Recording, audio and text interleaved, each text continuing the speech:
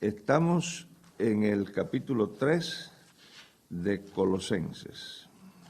Ayer estuvimos explicando de este capítulo que se presenta un cambio de conducta y que la cultura con el sistema de socialización determina la conducta de las personas que pertenecen a esa cultura. O sea, Cataluña, y digo Cataluña porque estamos aquí, en China pues diría los chinos, pero en Cataluña hay un sistema de socialización, que es el sistema que tiene la cultura catalana, como la tiene cualquier otra cultura, para impregnar en los individuos que pertenecen a ese mundo un sistema de valores. Ninguna cultura es superior a la otra. Desde un punto de vista antropológico, las culturas son diferentes, pero ninguna superior a la otra. Chino y español es la misma cosa. Cuando se mueran, les va a pasar la misma cosa y van a ir al mismo lugar. La muerte nos dice, no, este es chino, a este tenemos que tratarlo diferente. Este es español, los gusanos no se lo comen porque es español. Los seres humanos son iguales. La cultura tiene un sistema que hace las diferencias para que se pueda funcionar bien. La teología tiene un sistema de resocialización, que es el sistema de valores de la fe cristiana. Y recuerden que la fe cristiana, siguiendo esta misma idea, tiene el mismo derecho que la fe musulmana y que la fe que tienen los budistas. Ninguna religión, desde un punto de vista estrictamente humano, sociológico, antropológico, es superior. Uno tiene que respetar todas las religiones. Para mí, los que adoran un coco son los mismos que adoran a Buda o los que adoran a Jesucristo. O sea, pero ¿cómo tú vas a poner que Jesucristo es igual que un coco? No, chico, no es igual. Si fuera igual, yo adoraría los cocos y no a Jesucristo. Cuando yo adoro a Jesucristo es porque creo que Jesucristo es superior a un coco, pero para mi consumo privado. Yo tengo que respetar el derecho que tiene esa gente a tener un coco como su deidad. Es claro ese principio. Porque si yo entro a la casa del hombre que tiene un coco en su altar y se lo quemo, ¿me gustaría a mí que vinieran a mi casa y me quemaran la Biblia? No. Entonces, desde un punto de vista puramente humano, son iguales. Yo soy cristiano porque considero que el cristianismo es mejor que cualquier otra fe. Ahora, entonces, el cristianismo tiene un sistema de valores. Y ese sistema de valores uno lo integra a través del magisterio de la Iglesia, de la enseñanza de la Iglesia. Aquí es donde se presenta el problema, que la enseñanza de la Iglesia está en este libro. Cuando uno habla del cambio de conducta, o sea, la Biblia habla del nuevo nacimiento, la conversión, no es otra cosa que la revisión del sistema de valores, de la cultura de la que uno viene, revisado por el sistema de valores de la fe cristiana. Entonces la fe cristiana remueve elementos de la cultura que son incompatibles con la fe y deja tranquilos los elementos que son compatibles. No hay que dejar de ser catalán para ser cristiano, no hay que dejar de ser cubano o chino, pero hay cosas en la cultura, en cualquier cultura, que no son compatibles con la fe. Ahora, en ese proceso de cambio o de reajuste es donde la gente puede perder, como dicen, he oído aquí en España que dicen que perdió el norte, o sea, el tipo se desorientó. Y ahí es donde entra la manipulación religiosa. Ahí es donde vienen los gurús de la iglesia, el gurú de la iglesia tal, que es el que se la sabe toda y dice que esto es malo, que esto es del diablo, que esto es del mundo, que esto no se hace. Y entonces viene otro y dice que no, que esto es lo que no se hace. y se forman unos líos y entonces la gente depende del iluminado para saber lo que es malo y lo que es bueno. Y entonces en algunas iglesias se prohíbe una cosa, en otras iglesias se prohíbe otra cosa. Y algunos desarrollan una codependencia que antes de respirar le preguntan al pastor cómo es que se respira. Si se respira por esta ventana de la nariz o si se respira por esta, o por las dos al mismo tiempo, o por una los viernes y por otra los jueves. Y hay personas que no se atreven a hacer ninguna cosa sin consultar y desarrollan codependencia. No. La fe cristiana tiene una ventaja y es que está en este libro que está aquí. Y este libro está traducido a todos los idiomas. O sea que no hace falta depender de nadie. El problema reside, y ahí es donde viene uno de los problemas. El problema reside en que estos documentos no se escribieron en nuestra lengua ni por nuestra gente. Tú oyes a algunos cubanos hablar y pensarías que la Biblia la escribió José Martí, que el que la escribió era cubano. Tú oyes a un argentino y pensarías que Dios es argentino, y los argentinos más todavía, ¿tú entiendes? O sea, si ustedes quieren, yo les puedo enseñar cualquier día una fotografía de lo que es un tigre argentino. Un tigre argentino es la imagen que se presenta en el espejo cuando un gato se mira en el espejo. Cuando un gato se mira en el espejo, la imagen en el espejo es la de un tigre. Pero bueno, los argentinos tienen derecho a creer eso, ¿ves? Y los cubanos también, y los españoles también. Y todo el mundo cree que es superior al otro. Pero eso es falso. La Biblia no la escribieron los catalanes ni los cubanos, ni la escribieron ayer. El último documento de la Biblia se escribió alrededor del año 95. Y Jesucristo, cuando iba a la sinagoga, pues hablaría hebreo, pero en su vida diaria hablaba arameo. Y lo que él dijo en arameo lo escribieron en griego, y no en griego clásico, sino en griego popular. Y eso que escribieron en griego popular lo tradujeron a la lengua de cada persona. Ahora, cada cultura tiene su manera de decir las cosas y su manera de hacer las cosas. Y el mismo idioma no es usado por toda la gente que lo hablan de la misma manera. Por ejemplo, si yo les digo a ustedes luego, nos vemos luego, ¿cuándo es que nos vamos a ver? Bueno, depende del español que estamos usando. Si usamos español arcaico, luego es inmediatamente, pero si usamos español moderno, luego es más tarde.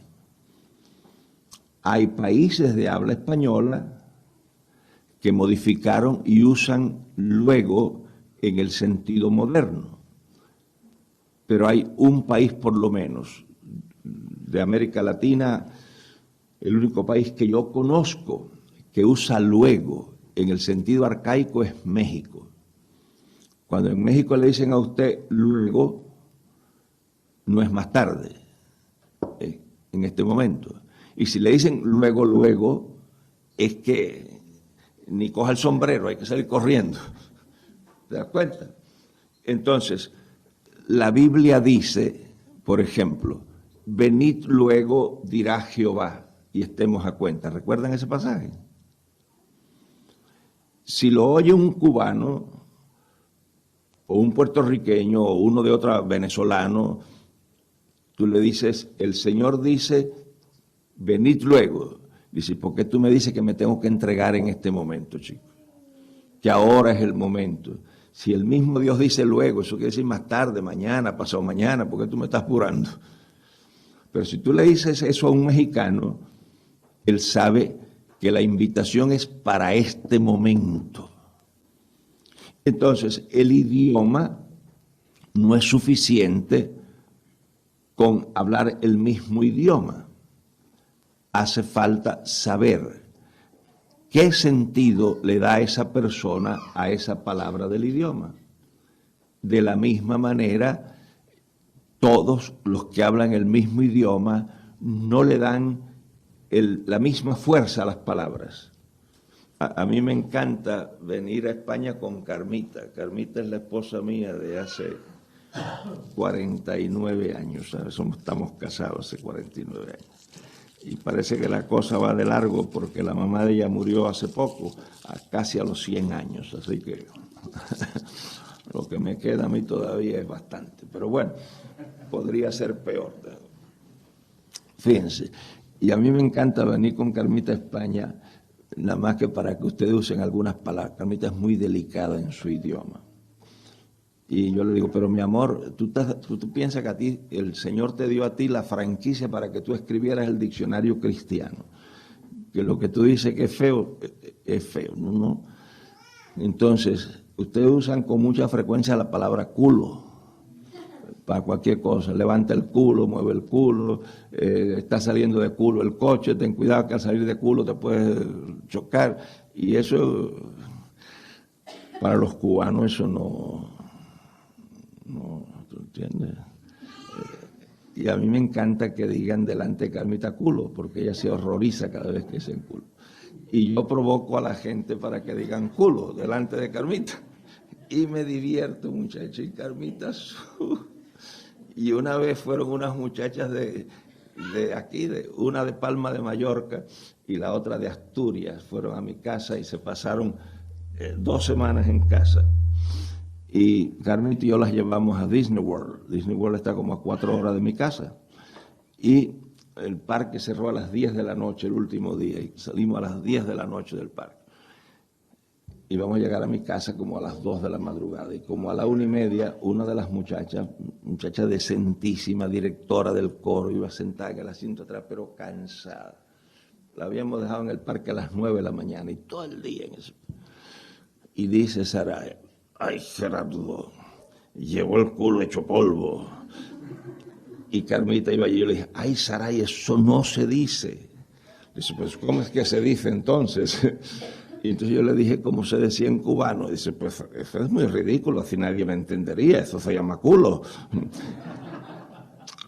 Y yo muerto la risa porque Carmita iba oyendo eso, ¿tú entiendes? La primera vez que yo vine aquí, la primera en la iglesia de Barcelona, yo estoy en la iglesia y entra una muchacha joven con un muchachito que se llamaba, aquí ustedes no dicen Tony, sino el Tony, el Ramón, y la muchacha se entró y dijo, con este calor que está haciendo, el Tony tiene el culo caldeadito, seco. Y yo dije, como era la primera vez que yo lo oía, era la primera vez que yo venía a España, yo dije, esto es una mujer de la calle, sucia, perdida, que ha entrado aquí a buscar algo, ¿tú entiendes? Y luego supe que era miembro de la iglesia. Entonces ya yo digo culo sin ningún problema, ¿te das cuenta? Pues es culo, pues es culo. Y hasta hago chistes delante de Carmita y Carmita se pone brava. Tú te aprovechas para decir eso. Porque fue que un negro que lo llevaron preso en Cuba porque le había pegado a la mujer. Y entonces cuando está ante el juez le dice, bueno acá, negro, ¿y qué es lo que pasó? Dice, bueno, mire, señor juez, lo que pasó fue que yo estoy arrimado a la negra esta hace muchos años y siempre ha sido humilde y obediente, y nunca me ha alzado la voz. Yo no sé qué se le metió a esta negra el otro día y se me alzó y le tuve que trapatar por el culo. Y dice el juez, esa palabra no se dice en mi tribunal. Dice, bueno, señor juez, ¿cómo se dice? Pues yo no fui a la escuela, soy ignorante, enséñeme. Y entonces el juez le dijo cómo se decía. Pero el abogado que lo iba a defender llegó tarde. Y cuando llega el abogado le dice, ven acá, negro, ¿qué es lo que pasó? ¿Por qué te tienen a ti aquí? Dice, chicos, ¿cuántas veces yo voy a explicar lo que me pasó? Ya yo se lo expliqué al señor juez. Dice, sí, no, pero tienes que explicármelo a mí porque yo soy el que te voy a defender. Y bueno, yo le expliqué al señor juez que yo estoy arrimado a la negreta hace muchos años y siempre he sido muy humilde, pero el otro día se me alzó y le tuve que entrar a patada. Señor juez, ¿cómo usted dice que se llama el culo a la negreta? ¿Te das cuenta? Y aquí en España eso se ríen ustedes, pero eso no se puede decir delante de Carmita. Entonces yo no lo digo en Miami, pero lo digo en España y me doy gusto, muchachos. Ahora, tú vas a Venezuela y hay palabras que no se pueden usar. Tú vas a Argentina y hay palabras que no se pueden usar. Yo salía del hotel una vez de Buenos Aires, un pastor me vino a buscar y le dije, ¿dónde cogemos el tren? Y dice, cállate la boca que aquí no se cogen los trenes. ¿Y qué hace con los trenes aquí, chicos? Estoy dando un curso de hermenéutica en Venezuela y pongo un ejemplo y digo, miren, esta señora de una iglesia pentecostal en New York, cuando entró al edificio, la cogieron y la violaron. Y cuando se acabó la clase me dice, Gerardo, cuando usted diga que la cogieron, no tiene que decir que la violaron. Para ellos, coger tiene un sentido diferente. Coger, trastos, bicho, no tiene el mismo sentido en todos los países. Entonces, es español, pero le dan diferentes sentidos, porque las palabras tienen un sentido técnico y un sentido de uso. Entonces yo tengo que modificar cada vez que viajo de un lugar a otro, tengo que modificar el vocabulario. Hablo español. Las palabras tienen un... Si yo cojo el diccionario, yo les pruebo que lo que estoy diciendo está bien dicho. Pero si yo insisto, no me van a entender. Porque aunque yo sé que ese es el sentido técnico de diccionario, no es el sentido de uso. Entonces, cuando tú vas a la Biblia, tienes ese problema. Entonces, uno tiene, y aquí es donde yo no sé por qué los cristianos no hacen eso. Si ustedes son cristianos, ustedes tienen la obligación de educarse para poder leer la Biblia como cualquier teólogo. O sea, la gente cristiana no se puede dar el lujo de dejar la parte de la educación en manos de un pastor. Porque el alma de ustedes, la salvación de ustedes y la libertad de ustedes. Hay pastores que le van a dar a ustedes libertades y licencias que los van a llevar a las pailas del infierno. Hay pastores que les van a poner cargas a ustedes que los van a llevar a un hospital psiquiátrico. Para que ustedes sepan lo que Dios prohíbe y lo que Dios permite, ustedes tienen que manejar bien la Biblia. Y para manejar bien la Biblia hace falta estudio. Ustedes tienen, a menos que ustedes quieran, ponerse a merced de la gente. ¿Por qué yo he podido sobrevivir trabajando con tanta gente? Porque yo respeto a todo el mundo. Pero yo no permito que nadie me imponga ni me dé licencias que Dios no pone y que Dios no da. Miren ustedes algunos ejemplos de lo que estamos diciendo. Ustedes van a la epístola a los Corintios, porque antes de entrar en los detalles de Colosenses, yo les voy a dar unos ejemplos de la necesidad del estudio bíblico. Y el estudio bíblico en el sentido en que yo se los estoy diciendo a ustedes ahora. Porque yo siempre, mi filosofía o mi metodología es independizar a la gente. Se ha dicho que si usted le da un pescado a una persona todos los días, le mata el hambre de todos los días, pero la esclaviza. Porque la persona tiene que venir a usted para el pescado. Si usted le enseña a pescar, le mata el hambre de todos los días y la hace independiente. Entonces, mi trabajo no es desarrollar gente codependiente, que dependan de mí. No, mi trabajo es desarrollar gente independiente, que puedan como adultos saber lo que creen y lo que no creen, y por qué lo creen y por qué no lo creen. Ahora, fíjense ustedes, la Biblia es un libro simple en lo que se refiere a ser salvos. Es simple. ¿Qué hace falta para ser salvo? Recuerden que la pregunta esa la hizo un tipo en una cárcel. Y la pregunta fue sencillísima. Cree en el Señor Jesucristo. Para eso no hace falta griego, no hace falta hebreo, no hace falta teología, no hace falta hermenéutica. Cree en el Señor Jesucristo y serás salvo. Si tú te murieras en el momento en que crees, no tienes que estudiar nada. Es una maravilla. Crees y ¡pum!, te mueres. No hace falta estudiar nada.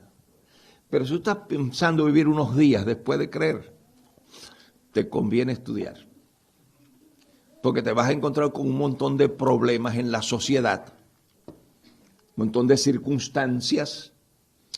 ¿Cómo vive un cristiano en una sociedad no cristiana? ¿Cómo hace un cristiano para no convertirse en una especie de objeto de museo, un tipo raro, pajarito raro que cayó de Marte? ¿O cómo tú sabes qué cosas tú tienes que resistir de la presión social? ¿Qué cosas tú no puedes acceder en tu centro de trabajo, en tu círculo de amistades? ¿Dónde tú pones la línea? Para eso no es suficiente creer en Cristo. Es claro lo que estoy diciendo. Si estás pensando en morir cuando crees, como el hombre aquel, el marido de una señora de la iglesia, que el hombre venía a la iglesia y era muy sensible. Cuando el predicador de la iglesia predicaba y hacía el llamamiento, el tipo venía al altar llorando, muchacho. Domingo venía llorando y se entregaba, pero el lunes o martes ya estaba otra vez en sus parrandas, en sus cosas, y la mujer estaba loca. Pastor, ¿qué hago con él? Porque él es sincero cuando pasa al frente y se entrega y llora, pero los 2 días está igual. Entonces el pastor le dijo, mire, tráigame un bate. El hijo suyo juega pelota, béisbol, y dice, sí, pues tráigame el bate, muchacho. Me lo pone detrás del púlpito. Y entonces cuando el domingo el hombre se entregó al Señor, el hombre le dijo a la mujer, cuando el hombre estaba llorando con los ojos cerrados, dijo, coge el bate y métale duro en la cabeza. Pero pastor, y si lo mato, dice, esa es la idea. Esa es la idea.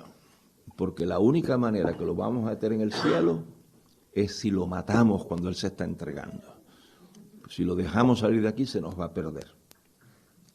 Bueno, si usted está pensando en eso, no hay problema. Si está pensando en seguir viviendo, necesita trabajar con la Biblia.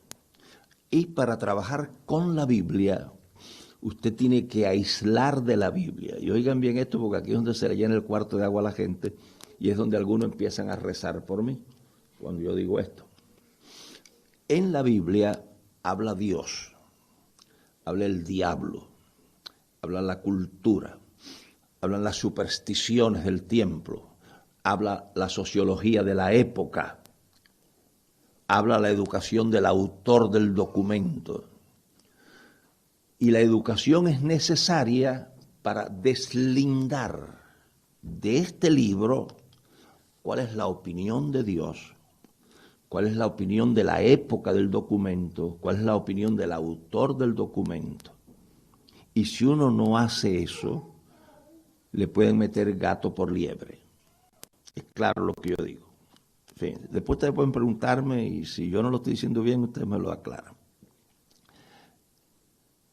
Otra cosa que tiene uno que hacer para uno saber lo que la Biblia dice es distinguir entre la sociología de la iglesia y la teología de la iglesia.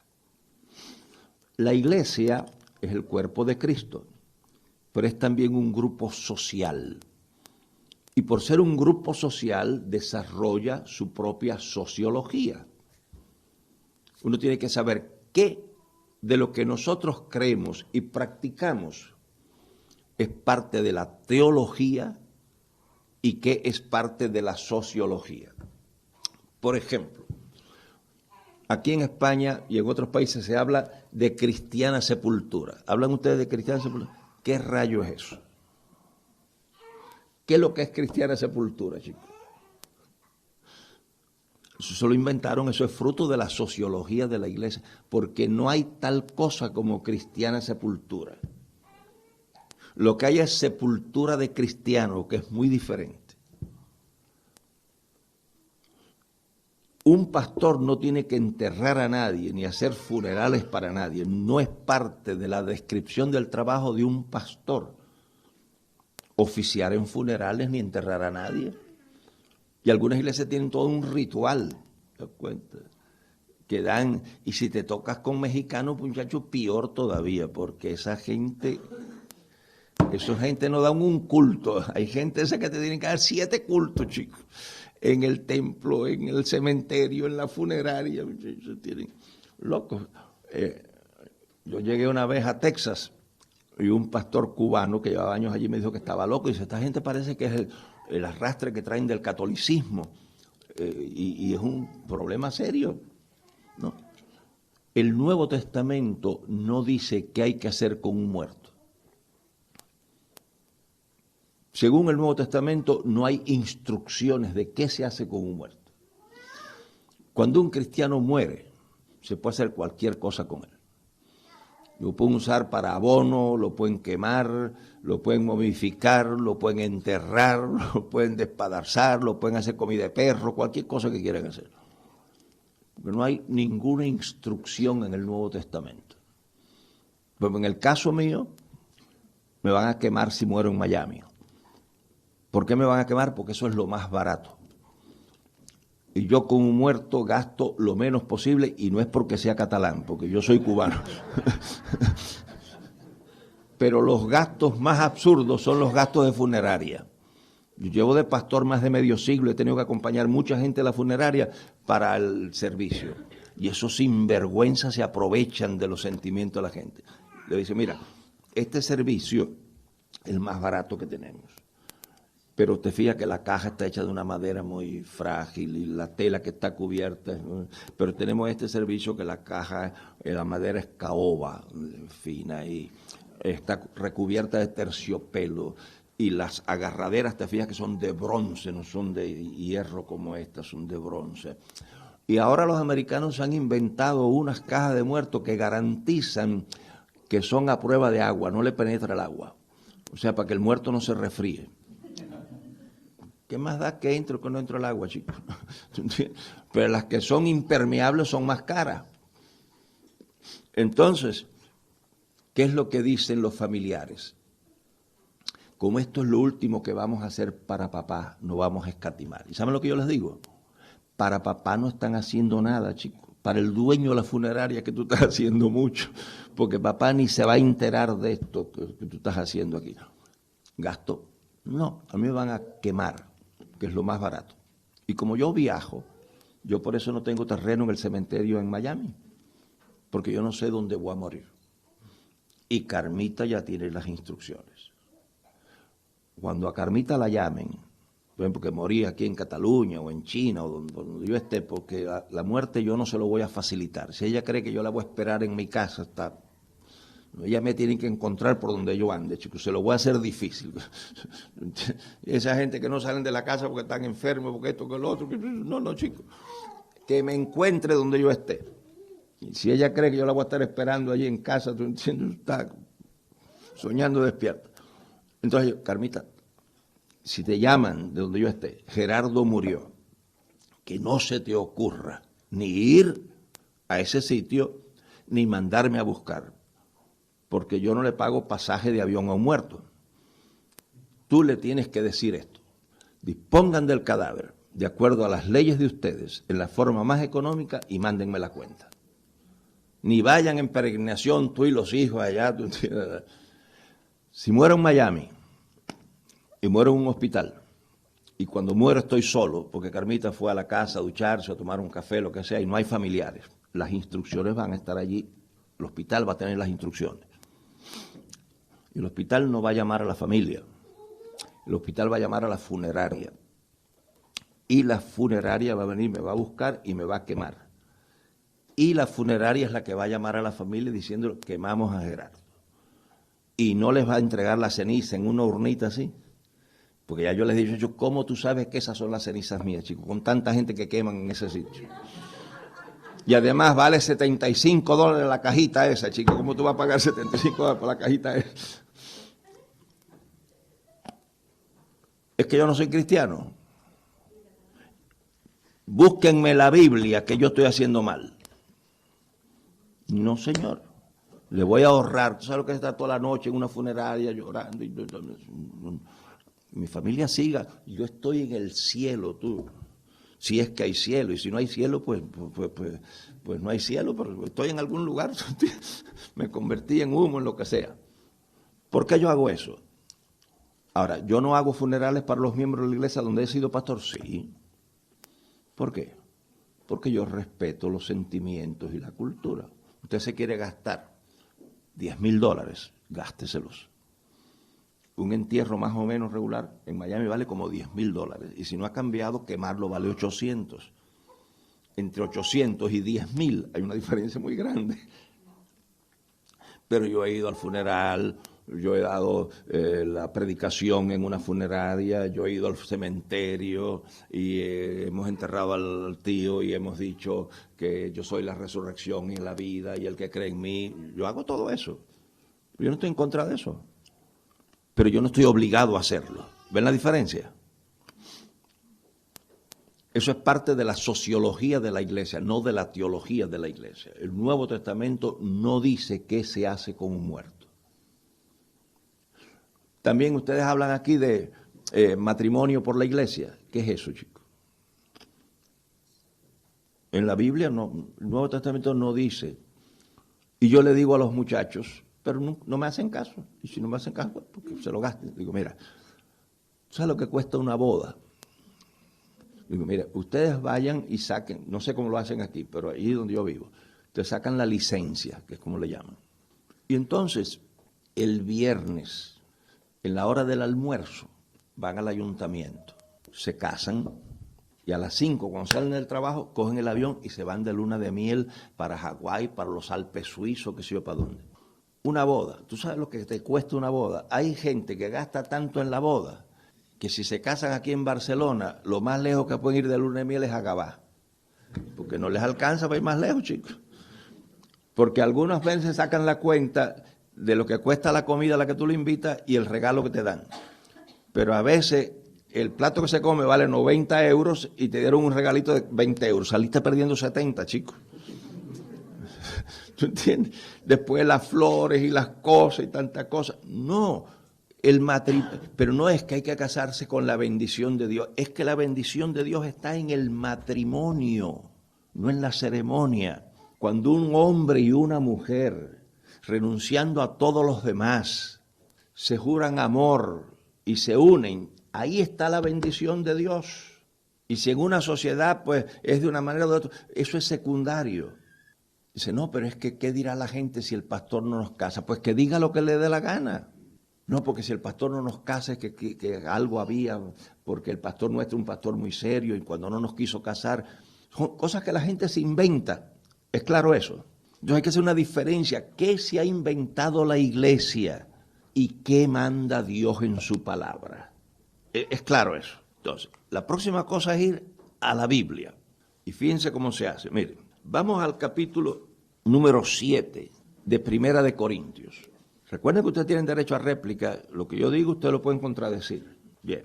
Cuanto a las cosas de que me escribisteis, bien es al hombre no tocar mujer.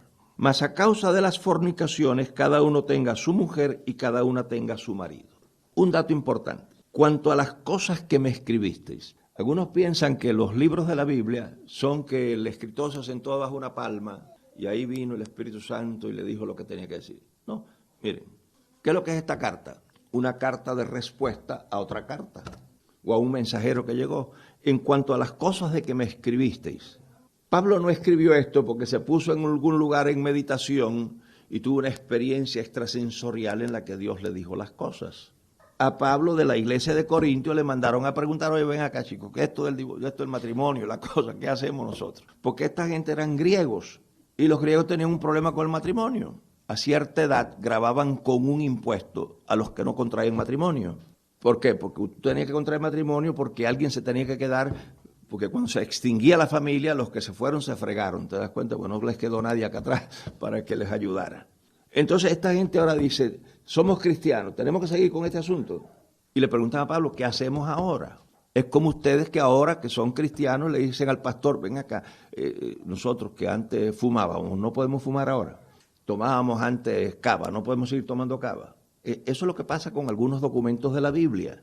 Entonces, le preguntan a él sobre el matrimonio. ¿Y qué él dice? Cuanto a las cosas de que me escribiste, bien es al hombre no tocar mujer. Mas a causa de las fornicaciones, cada uno tenga su mujer y cada una tenga su marido. ¿Es esta la palabra de Dios? No, no es la palabra de Dios. No puede ser la palabra de Dios. ¿Por qué no puede ser la palabra de Dios? Porque si esta fuera la palabra de Dios, Dios se estaría contradiciendo. Y si esta fuera la palabra de Dios, Dios no tendría la menor noción de la fisiología humana. Porque ¿cuál es la razón que él pone del matrimonio? ¿Para qué el hombre tiene que contraer matrimonio? Para no fornicar. Eso solo lo dice un ignorante de la fisiología humana. ¿Por qué? Porque la actividad sexual número uno no es una necesidad. Los hombres que dicen que no, que yo necesito mujer, usted es un cavernícola, un ignorante, un analfabeto. Porque cualquier persona que conoce la fisiología humana no dice que el hombre necesita mujer. La sexualidad es una función, pero no una necesidad. Ni del hombre ni de la mujer. Pero miren si esto es un problema cultural, que bueno, ya eso ha cambiado. Pero ¿cuál era? Cuando ustedes van a la cultura española clásica, que es la que heredamos en América Latina, el hombre tenía que llegar al matrimonio ¿cómo? Con experiencia. ¿Y la mujer cómo? Virgen. ¿De dónde se sacó la gente que el hombre tiene necesidad de mujer y la mujer no tiene necesidad de hombre, chicos? ¿De dónde se sacaron eso? Pero la cultura lo vendió tan bien que ahora ya ha cambiado mucho, pero antes, ¿cuál era el muchacho atractivo en el liceo, en el instituto? El que andaba siempre con los libros bajo los brazos, que nunca tenía una noviecita, que no se le conocía nada. No, a ese le huían las muchachas. Pues mira, cuídate de Pedrito porque no se le conoce nada, ese nunca anda, a lo mejor es un fenómeno, a lo mejor es del otro equipo y te vas a buscar un problema. El muchacho que era atractivo era el que soltaba uno y agarraba a la otra. Pero ¿cuál era la muchacha deseada en la escuela? La que era virgen, la que era honesta, la que era eso. Eso es falso. Eso es falso. El matrimonio no lo crea Dios para evitar la fornicación. No lo crea Dios. Como es falso que el matrimonio lo creó Dios con la primera intención de la procreación, que fue la posición de la Iglesia Católica por muchos años y todavía sigue siendo. Por eso tienen tantos líos con el control de la natalidad, porque utilizaban lo que llamaban la ley natural. El matrimonio hecho por Dios está hecho con qué razón. Se van a dar cuenta que no es esta razón. Vayan al Génesis. Y ojalá que nos dé tiempo tratar todas las cosas hoy porque no quiero dejar nada en el aire, pero fíjense, vamos a ver aquí. Miren ustedes lo que dice. En el capítulo 1 de Génesis, el versículo 26, y en el capítulo 2, versículo 18. Yo se lo voy a leer los dos. 1:26. Y dijo Dios, hagamos al hombre a nuestra imagen y semejanza, conforme a nuestra semejanza, y señoree en los peces de la mar, y en las aves de los cielos, y en las bestias, y en toda la tierra, y en todo animal que anda arrastrando sobre la tierra. Y crió Dios al hombre a su imagen. A imagen de Dios lo crió, varón y hembra los crió. Y los bendijo Dios y díjoles Dios, fructificad y multiplicad y henchid la tierra y sojuzgadla y señoread en los peces de la mar, y en las aves de los cielos, y en todas las bestias que se mueven sobre la tierra. Y en el 2:18 dice, y dijo Jehová Dios, no es bueno que el hombre esté solo, haréle ayuda idónea para él. ¿Qué viene primero? 1:26, 27 y 28 o 2:18. ¿Qué viene primero? ¿El capítulo 1 o el capítulo 2? El 1 viene primero que el 2, ¿verdad? Pero eso en forma numérica. Pero eso es otro de los problemas de la Biblia. Que en la Biblia lo que viene primero a veces viene después. Y lo que viene después a veces viene primero. Y es el trabajo del exégeta bíblico. El exégeta bíblico tiene que trabajar con ideas y acomodarlas y ponerlas en un orden lógico. Y fíjense que lo que hay es que pensar. Lo voy a volver a leer. Y si en esta segunda lectura no lo agarran, le tengo que hacer un dibujito. Y después del dibujito, pues me doy por vencido y que Nuestra Señora los ayude. Miren ustedes. Y dijo Dios, hagamos al hombre a nuestra imagen y semejanza. Y dijo Jehová, no es bueno que el hombre esté solo, haréle ayuda idónea para él. ¿Qué viene primero? En un pasaje, Dios dice, ¿qué cosa? Fíjense, y para esto hay que pensar, no hace falta un sexto sentido, nada más que pensar. Mire, y dijo Dios, hagamos al hombre a nuestra imagen y semejanza. Y en el 18 acá, y dijo Dios, no es bueno que el hombre esté solo, haréle ayuda idónea para él. En el 1, Dios dice que hizo a la mujer. Y en el 2, Él dice la razón por la que hizo a la mujer. ¿Qué viene primero?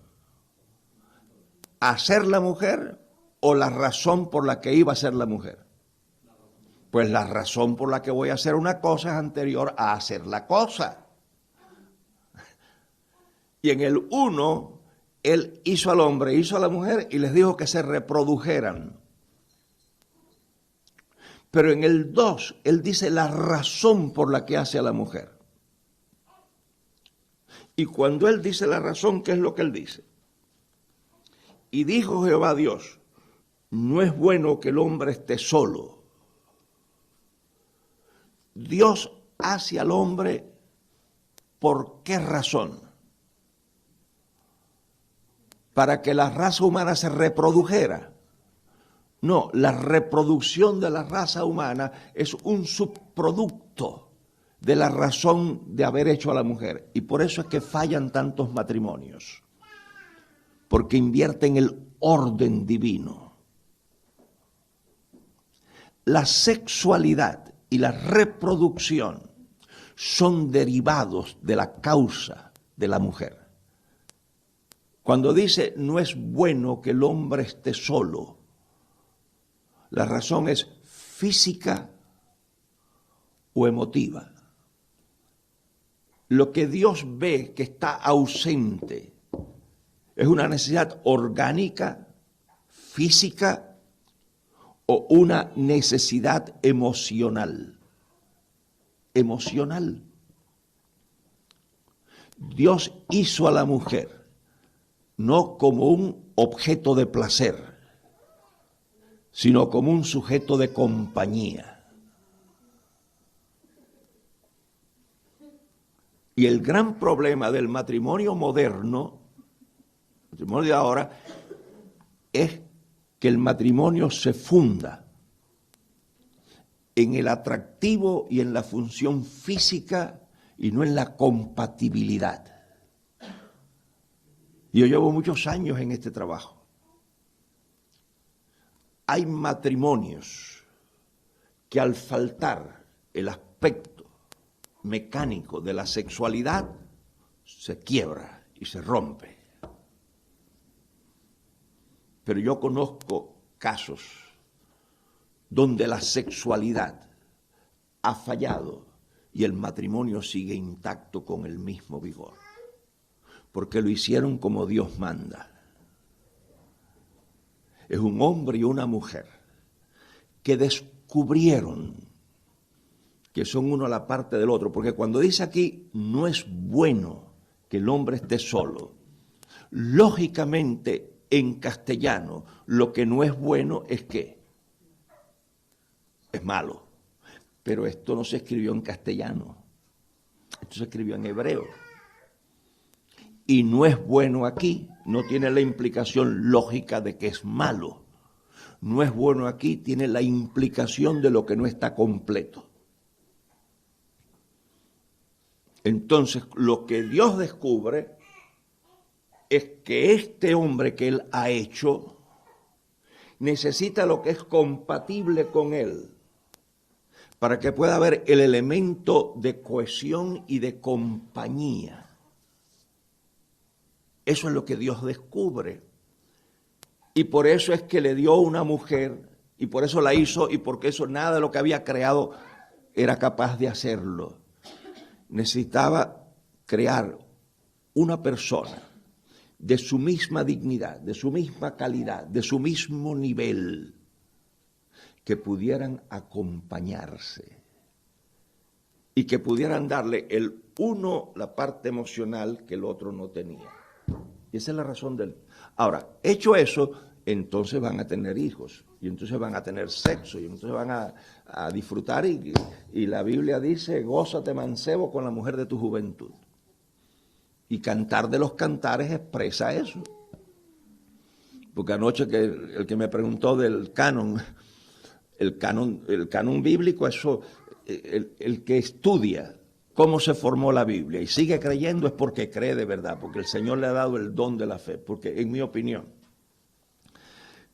el milagro del que se sanó de cáncer, se sanó de sida, qué sé yo, de un accidente, yo acepto eso y creo que está bien, pero para mí ese no es el milagro más grande. ¿Saben cuál para mí es el milagro más grande? Creer. Que yo crea es un milagro. Yo he estudiado sociología, he estudiado filosofía, y la cantidad de argumentos que hay para no creer en Dios es gigantesca. Los que quieran venir el domingo yo voy a presentar un ejercicio de filosofía de la religión, donde vamos a hablar del amor de Dios en el contexto del sufrimiento de sus hijos. Y el que sigue creyendo, cuando ve cómo sufren los hijos de Dios, de un Dios que dice que ama a sus hijos, y sigue creyendo es porque cree. Para mí el milagro grande es que yo creo en el Señor Jesucristo, que yo creo en Dios Todopoderoso, que creo en su amor. Después de la formación de la Biblia, porque en la formación de la Biblia hubo una de litigios, y esas luchas que ustedes encuentran ahora entre una iglesia y otra iglesia, eso no es nuevo. Cuando se formó el Antiguo Testamento, cuando se formó el Nuevo Testamento, las luchas de culturas, de intereses creados, fueron gigantescas. Por ejemplo, el libro de Judas, la epístola de Judas, esa sufrió y no la iban a dejar entrar en el canon. ¿Por qué? Porque algunos decían que cómo Dios podía haber inspirado un libro que citaba libros apócrifos. Porque Judas cita al libro de Enoc, y el libro de Enoc es un libro apócrifo. Dice, pues este libro no lo puede haber inspirado Dios porque cita de este libro que él no lo inspiró. ¿Y cómo Dios va a inspirar este si no inspiró este? Y formaron unos libros. El de Cantar de los Cantares. Habían sabios judíos que dijeron que ese libro no era inspirado de Dios porque ese era un libro erótico. Y es verdad. Desde un punto de vista de su género literario, Cantar de los Cantares pertenece a la poesía erótica oriental. Que claro, cuando la gente dice una poesía erótica están pensando en la pornografía de hoy. Pero la poesía clásica, erótica, oriental es una belleza. Si usted no está familiarizado con ese género literario, usted lo lee y no descubre que están hablando del sexo. Porque usan joyas y flores para describir la anatomía de una mujer. Y usted cree que están hablando de un jardín, de una joyería, y no están hablando de eso, están hablando de una mujer. Los pechos de una mujer los describen de una manera, muchachos, y el pelo y las cosas que son... Eso es lo más erótico que hay. Eso es, con eso ni que tomar pastillas, chicos, leyendo esas cosas. Pero entonces, ¿qué sucede? Que Cantar de los Cantares, cuando cae en las manos de algunos sabios judíos de estos santurrones, dijeron eso no lo puede haber inspirado Jehová. Y ustedes saben cómo entró al canon del Antiguo Testamento, Cantar de los Cantares, porque se le ocurrió a uno de estos señores decir que el amado era Jehová y la amada era la ley. Y así se coló el libro, si no se queda fuera. Pero cuando viene la época de los cristianos, volvió a sufrir el dichoso libro, chicos, porque los cristianos decían que eso no lo había podido inspirar Dios.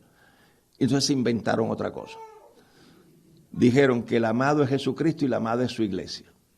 Mira, hermano, tiene uno que tener una imaginación superior a la de Julio Verne para ver en Cantar de los Cantares a Jehová, a su ley, a Jesucristo o a su iglesia. Ahí lo que hay es un hombre y una mujer, chicos, en abierta expresión de amor físico, porque también la gente habla de la belleza del alma. Deja eso nadie lo ve, chicos, eso está allá adentro, lo que se ve es la belleza de afuera. ¿Te das cuenta? ¿Por qué Cantar de los Cantares lo inspiró Dios? Porque así habla Dios de la sexualidad, pero no la pone como razón del matrimonio. La razón del matrimonio es la compañía. Y en la sexualidad pura, la mecánica puede estar ausente. Una mirada, un abrazo, una tomada de mano es suficiente para mantener un matrimonio que entiende bien las cosas. Entonces ahora Pablo dice aquí que a causa de las fornicaciones cada uno tenga su mujer. Esto no lo dice Dios. ¿Esto quién lo dice? La educación de un hombre del siglo I. Tan fácil como eso. Ahora, fíjense ustedes que aquí están mezcladas algunas cosas. Y vamos a esto, y lo que yo no diga claro, ustedes me lo contradicen, porque total, no es la primera gente que me va a contradecir a mí, así que no me voy a asustar ni voy a perder el sueño. Fíjense. Ustedes pueden distinguir aquí cosas que podría haberlas dicho Dios. Mas a causa de las fornicaciones, cada uno tenga su mujer y cada una tenga su marido. El marido pague a la mujer la debida benevolencia y asimismo la mujer al marido. La mujer no tiene potestad de su propio cuerpo sino el marido, e igualmente tampoco el marido tiene potestad de su propio cuerpo sino la mujer. Esto sí lo puede haber inspirado Dios, porque esto es salud mental en grado superlativo. Esto es relaciones humanas en el mejor grado. ¿Qué es lo que dice esto? Y esto va en contra de muchas culturas. Así que cuando la cultura cristiana revisa la cultura, tiene que remover esas cosas y establecer esto. En algunas culturas, la mujer es un objeto pasivo en manos de su marido. Es más, la han criado para que sea una mujer honesta, nunca sienta, nunca pida, nunca requiera y nunca indique. El marido es el que lleva la voz cantante, el que dirige los caballitos es el marido. No. Varón y hembra los hizo Dios. Y el hombre no es dueño de su propio cuerpo, sino su esposa. Y la esposa no es dueña de su propio cuerpo, sino su esposo. Y ninguno de los dos es un elemento pasivo en manos del otro. Y en una relación sana, ambos expresan sus deseos, sus fantasías, lo que quieren hacer y lo que no quieren hacer. Y hay matrimonios que no se atreven a eso. Y por eso hay tanta inhibición y por eso hay tantos problemas. Porque yo me he dado cuenta en tantos años de trabajar con familias y con personas que no importa la educación formal que tengan en el aspecto de sexualidad, son analfabetos. No saben ni el ABC. Debido a la ignorancia que tienen y debido a que no se les ha enseñado. Pero un hombre y una mujer casados como Dios quiere es para disfrutarse mutuamente. Por eso me gustó tanto una historia que me hicieron de unos venezolanos que este matrimonio vivía en cuartos separados.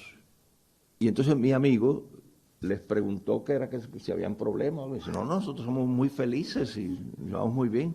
Y dice, ¿pero por qué duermen ustedes en habitaciones separadas? Dice, no, es que nos gusta así porque así no nos molesta el movimiento de uno, el ronquido, qué sé yo, qué cosa. Y bien. Entonces mi amigo, que tenía confianza con ellos, les preguntó, ven acá, pero entonces la intimidad de ustedes así. Dice, eso lo llevamos muy bien. El hombre le dijo, cuando yo tengo deseos de estar con ella, yo la silbo y ella viene a mi cuarto. Y bien, pero entonces a mi amigo le pareció que eso era injusto con la mujer. Y entonces le dijo a la señora, bueno, ven acá, y cuando eres tú cuando tú tienes, apeteces, dice, muy fácil, yo voy al cuarto de él, le digo, cariño, ¿me silbaste? Y la llevamos de maravilla.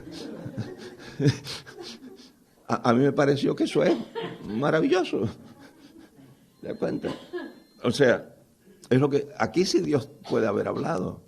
El hombre no es dueño de su cuerpo, sino su esposa. Y ambos deben de.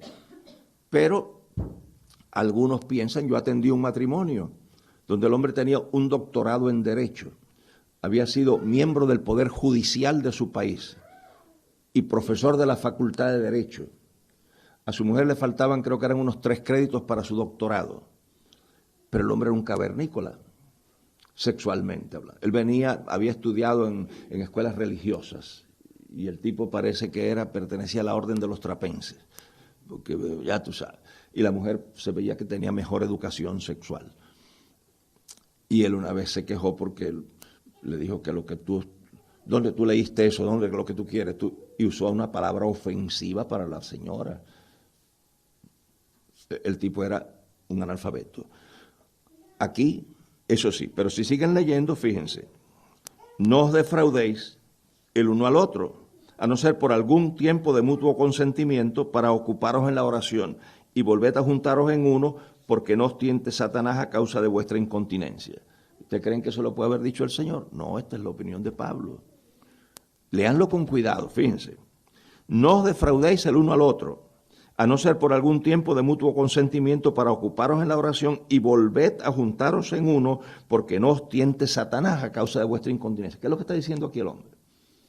Él está diciendo, ustedes, si se van a dedicar a orar, se pueden separar. Pero tan pronto digan amén, otra vez, porque si no se le mete el diablo por una hendía. ¿Qué es eso? Un ser humano con educación sexual no es un perrito, no es un animalito. Y si siguen leyendo, dice, y aquí para que ustedes se den cuenta que yo lo que estoy diciendo no me lo inventé, mas esto digo por permisión, no por mandamiento. ¿Qué está diciendo él ahora aquí? Estas cosas no las dice Dios, las digo yo. Descansaron ahora, ¿verdad? Hasta este versículo ustedes estaban ya enfogonados conmigo. Pero Pablo es el que está diciendo que esto no lo dice Dios, chicos. Lo que pasa es que a mí no me hace falta que él me diga eso, porque yo sé que no lo puede estar diciendo Dios. Porque Dios debe estar mejor informado que eso. ¿Se dan cuenta? Pero fíjense. Entonces él dice, quisiera más bien que todos los hombres fuesen como yo. Pero cada uno tiene su propio don de Dios. Uno a la verdad así y otro así. Digo pues a los solteros y a las viudas que bueno les es si se quedaran como yo. Y si no tienen don de continencia, cásense, que mejor es casarse que quemarse. ¿Qué es lo que es don de continencia? Yo no lo he encontrado todavía en la Biblia. ¿Usted sabe dónde está la Biblia? Yo he encontrado el don de lenguas y el don de ciencia, pero el don de conciencia no lo he encontrado en ningún lado. Porque no existe el don de continencia, chicos. La continencia no es un don. La continencia es un fruto de la educación. ¿Por qué yo soy continente? Porque yo aprendí que yo soy un ser humano, yo soy un perrito que reacciono por instinto. Y entonces mi sexualidad está gobernada por mi educación. Tan fácil como eso. No es que a Dios, a uno, como yo he oído a algunos predicadores decir que cuando ellos se convirtieron el Señor le puso colirio en los ojos y desde entonces solamente tienen ojos para su mujer. A mí todavía no me han puesto ese colirio y Carmita lo sabe que no me lo han puesto. Yo no tengo que ser ciego a la belleza femenina para serle fiel a mi esposa. Yo estaba saliendo de una iglesia donde he predicado mucho y al salir de esa iglesia yo celebré a unas muchachas lindas, creo, hice un cuento y una señora de la iglesia dijo, recuérdese que usted es un reverendo. Yo le dije, sí, pero no ciego. Yo no soy miope ni nada de esa cosa, yo veo todavía. Ahora, pero yo sé que esa mujer, que es bellísima, no se llama Carmita. ¿Te das cuenta? Ahí donde está la cosa. Entonces, mi fidelidad a mi esposa deriva de mi educación sexual, de mi educación cristiana, no de un don que yo tengo. Yo no tengo ningún don de esa clase. Y yo no creo que ningún hombre tiene ese don. Lo que un hombre tiene es educación sexual o ignorancia sexual. Ahora fíjense, si ustedes dicen, y este es un versículo que yo no sé en España, pero en otros países ha creado mucho problema entre la gente joven. Muchachos cristianos jóvenes que han leído esto y que se les ha enseñado esto, y antes de terminar su educación, antes de poder mantener una mujer, han hablado con los padres, a lo mejor, papá, mire que yo, y el papá es cristiano también, no hijo, mejor es que usted se case antes que se queme. Le hacemos un cuartito aquí en la casa y traiga a su mujer y pasen trabajo, pero es mejor que pasen trabajo y no que se pierdan. No. Este versículo le ha creado problemas a los muchachos. Yo creo que un hombre no debe contraer matrimonio. Esa es mi opinión y es lo que yo aconsejo.